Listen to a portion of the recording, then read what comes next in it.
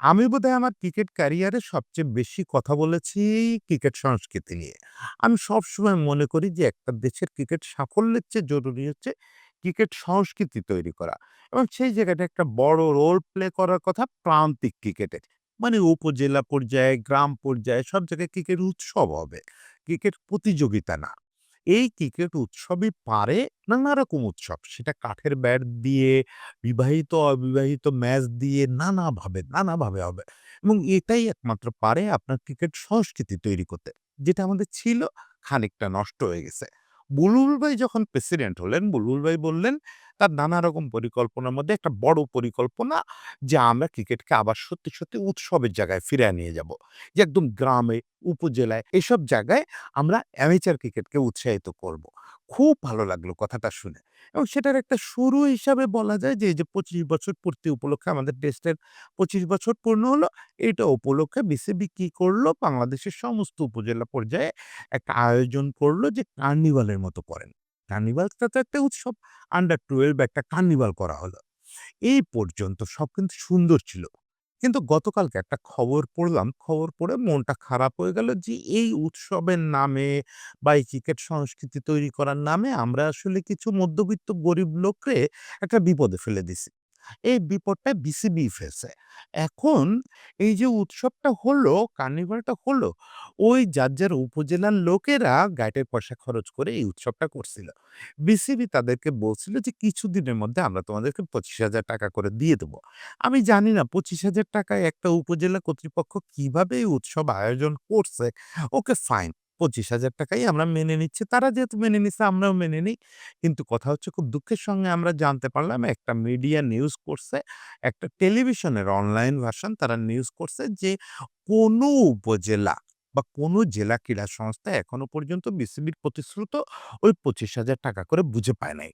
অভিযোগ শুধু এইটুকু না। আরেকটু পুরনো একটা ঘটনার একটা অভিযোগ আছে সেটা হচ্ছে এবছরের শুরুতে যে স্কুল ক্রিকেট হইছে, প্রাইম ব্যাংক স্কুল ক্রিকেট, এখানে প্রাইম ব্যাংক বেশ বড় অঙ্কের একটা টাকা দিয়ে দিছে। সেই টাকার যে অংশ জেলা ক্রীড়া সংস্থাগুলোর পাওনা ছিল, সে টাকাও আজও পর্যন্ত বিসিবি দেয় নাই। এখন বুলবুল ভাই এই চেয়ারে বসে আছেন, স্বভাবত দায়টা তাকে নিতে হচ্ছে। আমার বিসিবির কাছে প্রচন্ড জিজ্ঞাসা যে কেন এরকম একটা ভয়াবহ অনিয়ম এবং অমানবিক কাজ হচ্ছে?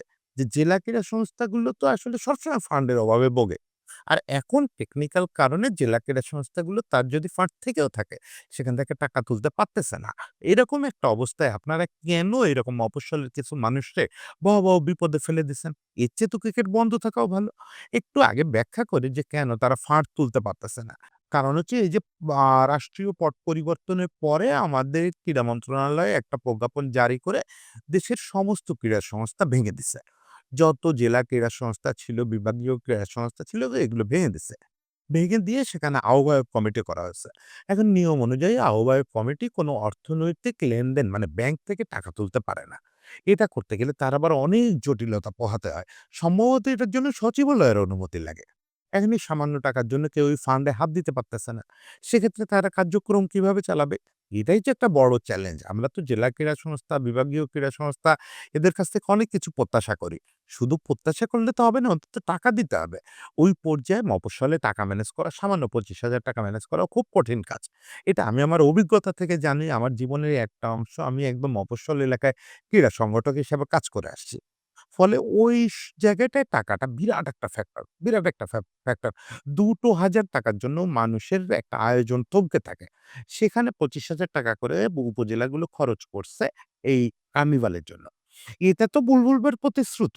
মানে এই কার্নিভালের আইডিয়াটাই তো বুলবুল ভাইয়ের। বুলবুল ভাই আসার পরে এই উদ্যোগটা নেওয়া হয়েছে। তাহলে এই টাকাটা আটকে আছে কেন? বিসিবি তো এই তার টাইম চলে গেছে অনেকদিন হইছে। এই টাকাটা তো কোনোভাবেই আটকায় রাখা ঠিক হয় নাই। এই উপজেলা পর্যায়ের লোকগুলো কোত্থেকে টাকাগুলো এখন দিবে? জেলা ক্রীড়া সংস্থা টাকা দিচ্ছে না। জেলা ক্রীড়া সংস্থার টাকা দেওয়ার উপায় নাই। কারণ জেলা ক্রীড়া সংস্থার হচ্ছে আহ্বায়ক কমিটি। তারা টাকা কোথায় পাবে? টাকাটা যাবে বিসিবি থেকে জেলা ক্রীড়া সংস্থায়, জেলা ক্রীড়া সংস্থা উপজেলাগুলোরে টাকা দিবে। এখন উপজেলা ক্রীড়া সংস্থাগুলো হয়তো ধার দেনা করে এভাবে ওভাবে টাকা ম্যানেজ করে জিনিসটা করছে। ওখানে সময় টিভির যে নিউজটা, নিউজে একটা ক্রীড়া সংস্থার নাম প্রকাশে অনিচ্ছুক একজন কর্মকর্তা বলছেন যে, "এরকম কোনো কিছু যখন বিসিবি করতে বলে, তখন আমাদের ডিসি সাহেব আগে থেকে বলে, 'বুঝো তোমরা টাকা পাবা তো? বিসিবি টাকা দিলে তারপরে করো। তা না হলে এ নিয়ে ঝামেলা হবে।' মানে বিসিবি এরকম টাকা নিয়ে ঘুরায় জেলা ক্রীড়া সংস্থাগুলারে, এটা বোঝা গেল যে এটা প্রায়ই ঘুরায়। সেটা আরো তো ওই যে নজির আছে স্কুল ক্রিকেটের কথা পরে বলতেছি। দেখেন এখন তারা তাইলে এই যে উৎসবের টাকাটা নিয়ে একটা ভেজালে আছে। এখন তাদের মনে হচ্ছে যে ভাই এই উৎসবের কি দরকার ছিল? যেখানে ক্রীড়া সংস্কৃতির কথা বলতেছি, আমরা প্রাণ ফিরায় আনার কথা বলতেছি, গাল ভরা সব কথাবার্তা বলতেছি। দেবব্রত কি সুন্দর বড়, বড় কথা বলে। বুলবুল ভাইয়ের কথাও শুনতে কত সুন্দর। সেটার জন্য কতগুলো মধ্যবিত্ত যে ঘরে খেয়ে বনের মোষ তাড়ানোর লোক এখন একটা বিপদে পড়ে গেছে। দেখা গেল ডেকোরেটরওয়ালা টাকা পাবে, ফোন দিচ্ছে, ফোন ধরতে পারতেছে না। নানা জায়গা থেকে ফোন আসতেছে। এটা গেল এক ধরনের ঝামেলা। আরেকটা হচ্ছে স্কুল ক্রিকেট। এটার দায় সরাসরি বুলবুল ভাইয়ের না। এইভাবে তো আসলে দায় নির্বাচন করা যায় না যে এইটার দায় বুলবুল ভাই, এটার দায় ফারুক ভাই, ওইটার দায় পাপন ভাই। আসলে তো বিসিবির দায়। স্কুল ক্রিকেট শেষ হয়েছে সে কোন আমলে? এবং স্কুল ক্রিকেটের স্পন্সর হচ্ছে প্রাইম ব্যাংক। খুব ভালো স্পন্সর। বাংলাদেশের বাস্তবতায় প্রাইম ব্যাংকের মতো একটা স্পন্সর পাওয়া খুব কঠিন। আমি প্রাইম ব্যাংকের সবসময় খুব প্রশংসা করি। বিশেষ করে ওরা শুধু নিজেরা একটা দল চালায় ডিপিএল এ তা না। যতভাবে পারে আমাদের ঘরোয়া ক্রিকেটকে সাপোর্ট দিয়ে যাচ্ছে খুব সামান্য প্রচারণার বিনিময়ে। তেমন কিছু এখান থেকে রিটার্ন পায় না, কোনো মাইলেজ পায় না। তারপরেও এরা একসময় বিসিএল এ দল চালাইছে। কেউ জানেও না বিসিএল এর দলের পেছনে টাকা খরচ করছে। স্কুল ক্রিকেটে আজ কতগুলো বছর ধরে টাকা ঢেলে যাচ্ছে। কি পায় এটার বিনিময়ে? তেমন কোনো কাভারেজ-টাভারেজ পায় না। কিন্তু নিয়ম মতো একটা বড় অঙ্কের টাকা বিসিবিরে দিয়ে দেয়। বিসিবির কাজটা কি? বিসিবি এই টাকাটা শুধুমাত্র সংশ্লিষ্ট কর্তৃপক্ষের হাতে পৌঁছায় দিবে। সংশ্লিষ্ট কর্তৃপক্ষ হচ্ছে ওই জেলা ক্রীড়া সংস্থা। জেলা ক্রীড়া সংস্থা টাকাটা খাবে না রে ভাই। তারা স্কুলগুলোরে টাকা দিবে।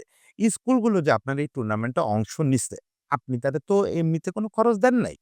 তার সমস্ত খরচ তাকে ওই স্কুল ফান্ডের টাকা থেকে বা কোনো হেড স্যারের পকেট থেকে, ম্যানেজমেন্ট কমিটির কারো কাছ থেকে এইভাবে নিয়ে টুর্নামেন্টটা খেলতেছে। টুর্নামেন্ট শেষ হয়ে বাসি হয়ে মরে পচা গন্ধ চলে আসছে। এখনো পর্যন্ত তারা হাতে টাকা পায় না। তারা নিত্যদিন জেলা ক্রীড়া সংস্থায় এসে হাজির হচ্ছে। ওই ডিসি সাহেবের লোকজনরে বা ক্রীড়া সংস্থার লোকজনরে এসে ধরতেছে, "ভাই আমার টাকা কই? আমার তো হেড স্যার টাকা চায়। আমার তো অমুক ডেকোরেটর টাকা চায়, তমুক ভ্যানওয়ালা টাকা চায়। আমার স্কুলে বাচ্চাদের নিয়ে গেছিল। সেই টাকা দেয়া হয় নাই এখনো।" জেলা ক্রীড়া সংস্থা কোনো অ্যান্সার দিতে পারতেছে না যে, "এখনো পর্যন্ত আমরা টাকা দিতে পারি নাই। এখনো পর্যন্ত তো আমরা টাকা পাই নাই। উত্তর দিব কোথা থেকে?" তারা বারবার বিসিবিতে যোগাযোগ করতেছে, কোনো অ্যান্সার পাচ্ছে না। এখন বিসিবি টাকাটা দিচ্ছে না কেন? ঠিক কোন জায়গাটায় আটকে আছে? বিসিবির কোনো কিছুতে আটকে নেই। বিসিবি কোন আমলে প্রাইম ব্যাংক থেকে টাকা পেয়ে গেছে? প্রাইম ব্যাংকে আমি কথা বলার চেষ্টা করছি। প্রাইম ব্যাংক কর্তৃপক্ষ এটা নিয়ে মন্তব্য করতে রাজি না। কারণ এটা তাদের জন্য বিব্রতকর। এই কর্তৃপক্ষ প্রাইম ব্যাংক, আমি আবারও বলি প্রাইম ব্যাংক নিঃস্বার্থভাবে ক্রিকেটে টাকা ঢেলে যাচ্ছে বহুকাল ধরে। তারপরেও তারা টাকা দিয়ে দিছে এটা আমি নিশ্চিত হতে পারছি যে একদম ক্লিয়ার করে দিছে এবছরের পাওনা।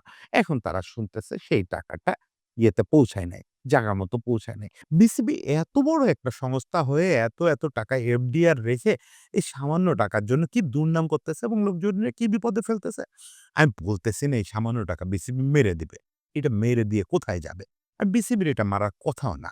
কিন্তু এই যে আমলাতান্ত্রিক জটিলতায় ফেলায় কতগুলো লোকরে দুর্ভোগে ফেলানো, এতে কি হয়?